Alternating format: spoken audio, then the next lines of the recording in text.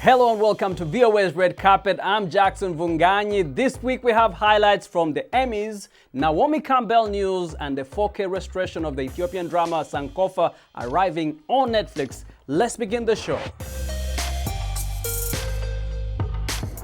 And let's kick it off with the highlights from the 73rd Emmy Awards, held before a live audience and hosted by Cedric the Entertainer in Los Angeles after having been virtual last year due to the coronavirus pandemic. Michaela Cole stand in a custom two-piece set by Christopher John Rogers as she accepted her first Emmy Award for Outstanding Writing for a limited series, movie or dramatic special for the series I May Destroy You, which is about a young woman who tries to rebuild her life after being raped. Michaela is the first black woman to win in that category. The British actress and screenwriter dedicated the award to other fellow writers and to survivors of sexual assault. The Crown and the Queen's Gambit tied as leaders with 11 awards each in the drama categories, as Ted Lasso topped the comedy category with 7 trophies.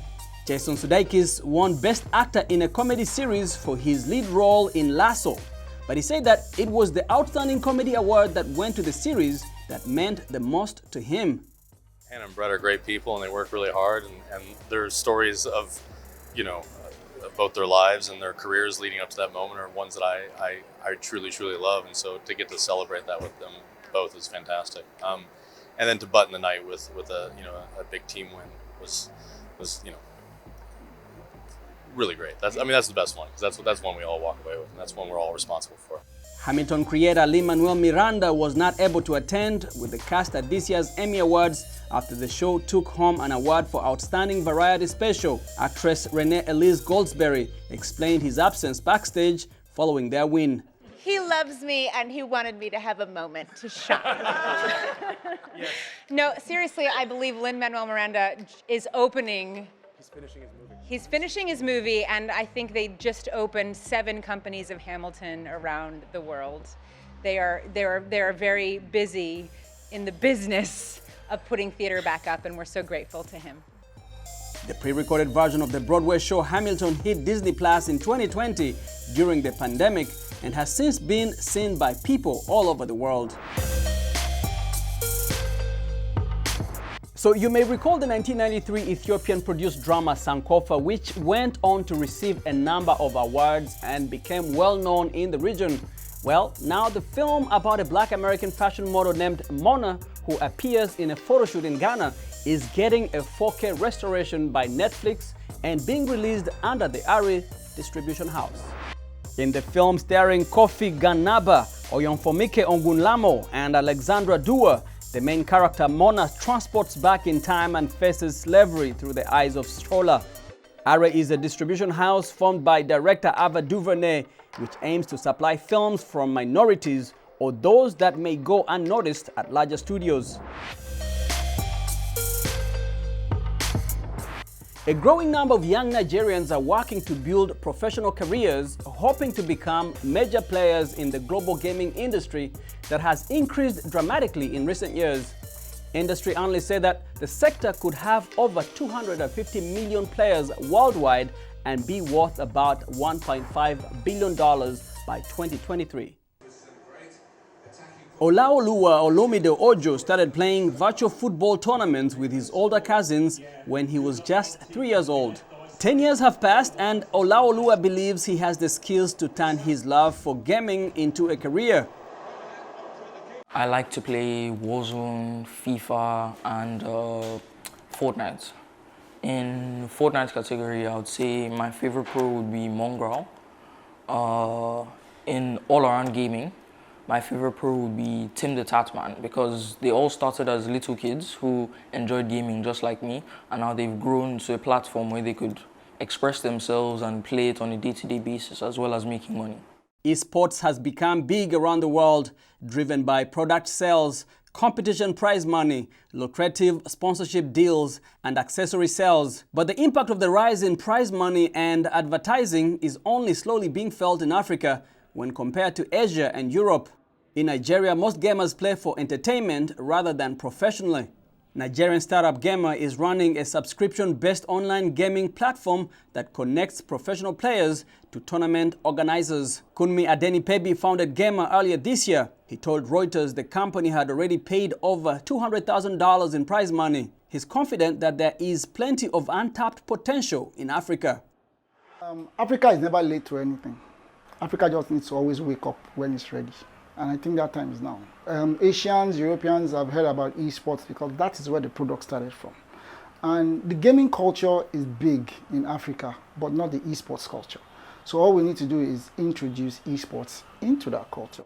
Akintoye Arugunmati has gone on to represent Nigeria in several international games and agrees that esports is a promising economic opportunity for African youth who form a majority of the continent's population. I played FIFA professionally. I get paid because when you win tournaments, you obviously get paid. So the more you win, the more you get paid. And then I think more people should come in because when the scene is bigger, when you see a lot of people playing, definitely more brands will want to come in, and then it will get bigger and bigger, and then there will be a lot more prizes to go around. In the meantime, Themba and other promoters said that they will continue to nurture the sector as internet access, speed and prices improve and youthful contenders like Olaoluwa Olomide Ojo enter the fray. And in some fashion news, the British supermodel Naomi Campbell is joining the international development charity, the Queen's Commonwealth Trust, as a global ambassador to support young leaders. Here is more from Reuters. The trust, founded in 2018, supports young people pushing for change in their communities across sectors including healthcare, environment, and education. Marking what will be Queen Elizabeth's 70-year reign in 2022, the charity is launching a Platinum Jubilee Fund to support 18 to 35-year-old entrepreneurs across the 54 countries of the Commonwealth. Campbell spoke at an event to announce her new position hosted by Hotel Café Royal in London. I'm from a Jamaican heritage, and so I always grew up hearing about the Commonwealth and never thought I would ever be anything to do with the Commonwealth. But I know how proud my grandmother and my great aunts and uncles were of being part of the Commonwealth and being a Jamaican. And it's an honor for me to take this very grown-up role, which I hope that I can really help and support and be a part of, and to be part of this special year of the Queen's Jubilee. As a QCT Platinum Jubilee Global Ambassador, Campbell's role will be to boost the profile of the Trust's fundraising campaign, as well as promote the work of its young leaders. At this time, where some of the countries are drifting apart, isolation feels like the order of the day. So anything that brings us together and binds us as people is a good thing, and that's what QCT is about. One of fashion's most recognizable faces, Campbell is also known for her charity work, namely in Africa, which she first began with late South African President Nelson Mandela, who named her honorary granddaughter for her activist work. Also at the event was 33-year-old Bukola Bolarinwa from Nigeria, who received funding and support from QCT to help her blood donation organization, Haima Health Initiative. I was so happy. You know, when you see someone, you've seen someone so much on TV and the magazines, you think you know what they look like. So yeah, it was absolutely brilliant. Meanwhile, QCT's CEO Christopher Kelly told Reuters how pleased they are to have Campbell on board. The purpose of having Naomi there is to bring a spotlight to the incredible work that young leaders do around the world.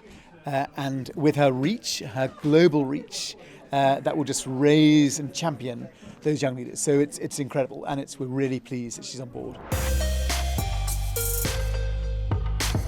And let's go to South Africa, where self-taught animator Lwazi Masipa has earned a 13-episode animated series on a satellite television, believed to be the first of his compatriots to do so. For his creation, Themba, a cartoon character who gets stuck in the real world. Reuters has the story. Self-taught animator Lwazi Masipa wanted to create something adults and kids could enjoy, and the South African's efforts have now won him a coveted spot on satellite TV, with a little help from a friend. It's your boy Themba here, and look, don't forget to watch My Cartoon Friend only on Cartoon Network. Msipa's premise was a cartoon character who is accidentally exported into the real world. What did you put in these? The pair are then stuck together in what Msipa describes as a Tom and Jerry type of relationship. He's a cartoon in the real world, and he doesn't understand that in the real world the dynamics are much different, Msipa says he was inspired by the likes of The Simpsons, Family Guy and South Park, but also wanted to create something that was uniquely South African. That kids can look at and say, what, this is ours. This is something that we have in South Africa that's very successful, that's doing global. My Cartoon Friend debuted on the Cartoon Network in South Africa last month.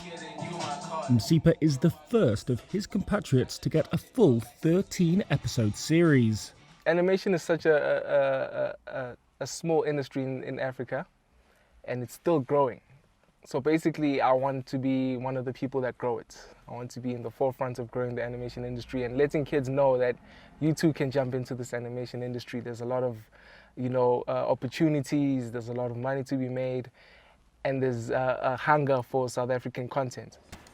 Cartoon Network's head of kids content for Africa, Ariane Suveg, says they found Msipa's concept very promising. This idea of mixing, real footage with animation, with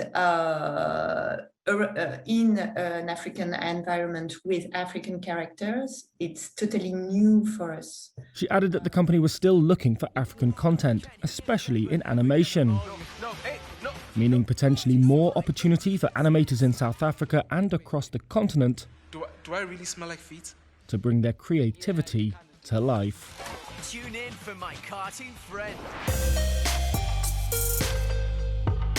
From subways to Broadway, New York has welcomed back musical lovers and playgoers as theaters have reopened at 100% capacity despite an ongoing threat of the spread of COVID-19. Now, before we end our show, here is more from Tina Tree in New York on the reopening.